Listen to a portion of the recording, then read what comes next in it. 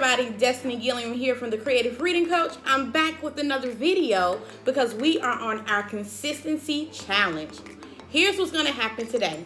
A lot of y'all hit my DM up and you're really excited about how phonics and fluency are related, but you're like, it has to be more to it. And you're absolutely correct. There is more to it. It's not as simple as just teaching us sound in isolation. Phonics is built up in its higher level, and not even higher levels, because I teach this to my son now, and he's 4. Phonics is, you have the sounds, but then they come together and they are put together and they make syllables, okay? So for example, I say the word cup. It has 1 syllable. It has 3 phonemes though. It has k, up, cup. So the child needs to be able to read 1 syllable, but use C-U-P to spell that word. However, you also have the word cupcake, okay? So for example, the word cupcake, all right? It does not have 1 syllable, it has 2, cupcake. The first syllable being cup, the second syllable being cake. What we're gonna do in the next portion of this video, I'm gonna show you some of the most popular syllables and then what they look like as 1 syllable words and then what they look like as 2 syllable words. And then at the very end of the video, I'll give you my next steps and my recommendations of what you can do next while you're at home. All right, so we're back. Now, there are 7 syllable types. For time's sake today, I'm not gonna go through all 7, but I do have the most popular ones, okay? So the first syllable type that you must teach first, I always teach it first, it is called a closed syllable. The reason why it's closed is because we have our, and I'm gonna use different colors to show you. I'm gonna put my vowels in red and my consonants in blue. So let's use the word, we'll use cup, okay? C-U-P.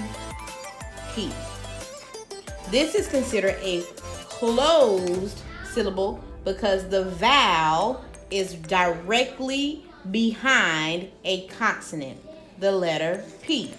When it's closed, that vowel says the short sound. So notice you do not read this as k, you, p.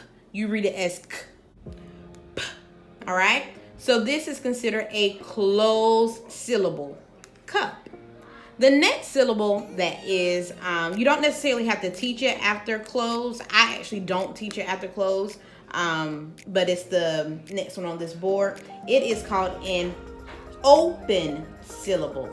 What open means is that instead of the vowel being stuck like the closed syllable, it's actually free. So for example, let's use the word, what can I use? What can I use? I hadn't done this one in a minute. Let's do hi. For example, like the word hi.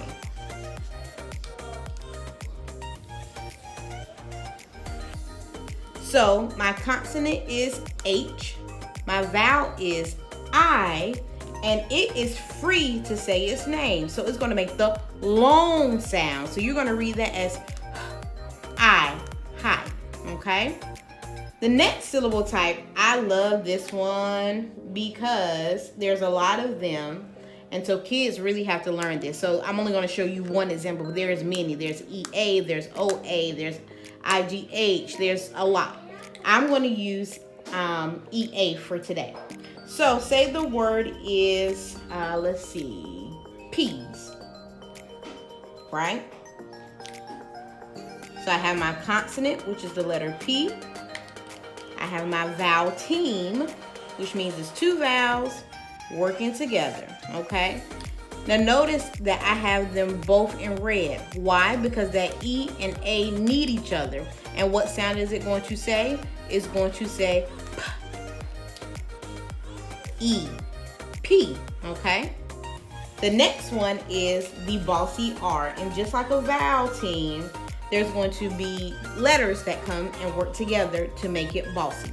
So for example, I could have the word stir, S-T-I-R. So I'm going to read it as stir. all right? Notice that my I and R are together, all right? And I circled up here. And then the last one for today is Magic E. I love Magic E because guess what? With Magic E, that's when students are able to see like, oh my gosh, you're reading words and it's not necessarily what it always is on paper. Tricky language. So for example, I can use the word, we can do hate. Yeah, we can use hate. So I have H, and I'm going to make this A. Uh-oh. All these colors are tripping me up, guys. T. Right? Yep. E. Here's how Magic E works. You see that E at the very end? Instead of reading this as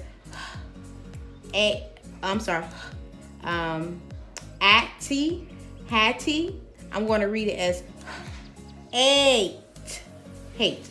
That E is making this A say its name. That's why we call it hate. That's why we call it Magic E. All right, in the next video, I'm going to erase this board. In the next video, I'm going to show you what this will look like in a 2-syllable word, okay? We're back. The board is clean. This time, instead of looking at 1-syllable words, we're going to be looking at 2-syllable words, okay? So let's start with our closed syllable up here. We know that's when that vowel is stuck behind a consonant. So I'm going to use the one we used earlier. Cup, cake. Look at that. Oh my gosh. If you stay and watch the previous section, you know that this syllable is closed. And then this second syllable is Magic E, cupcake. You see that? Ah, so exciting. The next one, an open syllable. Let's use the word hippo. Hip, bow. Look at that. Look how they all work together. The first syllable is closed, hip, bow, open, because that O is silent, not silent, it says its name. Next syllable type, we can use the word repeat. Repeat. Look at this, guys. Open syllable for repeat is a vowel team because of that E and that A. The next one, let's see if I can think of one. All right, report. R-E-P-O-R-T. First syllable, re. Next syllable, port. Where's my bossy R? The O and the R. All right?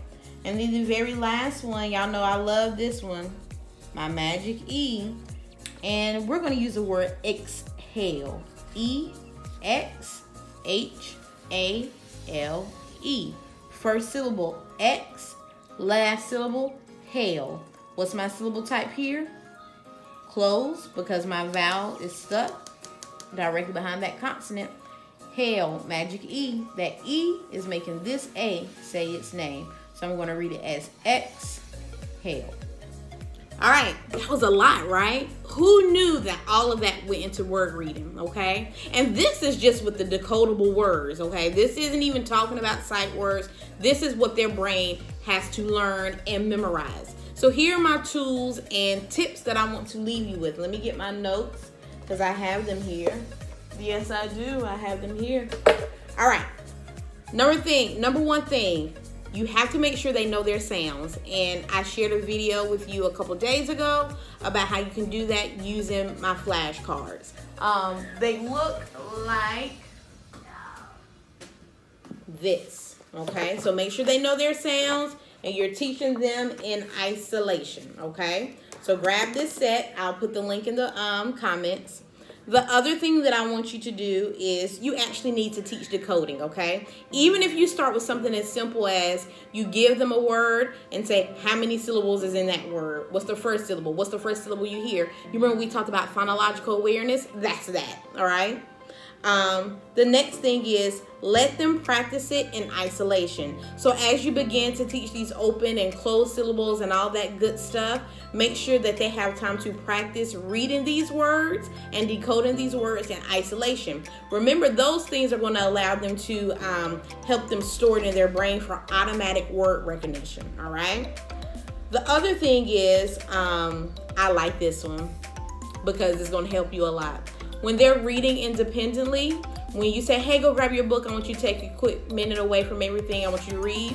If you just worked on a closed syllable type thing, or if you just did something with that, allow them to actually go ahead and find words that have that particular spelling pattern. Give them a challenge. See, how many closed syllable words can you find? Here's a hint. Most of the words are closed syllables that they read. Like 60% of the language that we speak and write is in closed syllables, okay? So those are the things that you can do. I do have some resources. I gotta go look through my vault because I made a lot of freebies. Me and my team, we made a lot of freebies about a year ago. So I'll link them below to help you get started. But other than that, good luck. Try this stuff, y'all. And it's not gonna be perfect the first go around. Try it, practice it, critique it, come back to the comments and let me know how it worked out for you. Please don't forget to subscribe, and please, if you think this can add any value to another mom, make sure you share this video with them. I'll see you in the next video.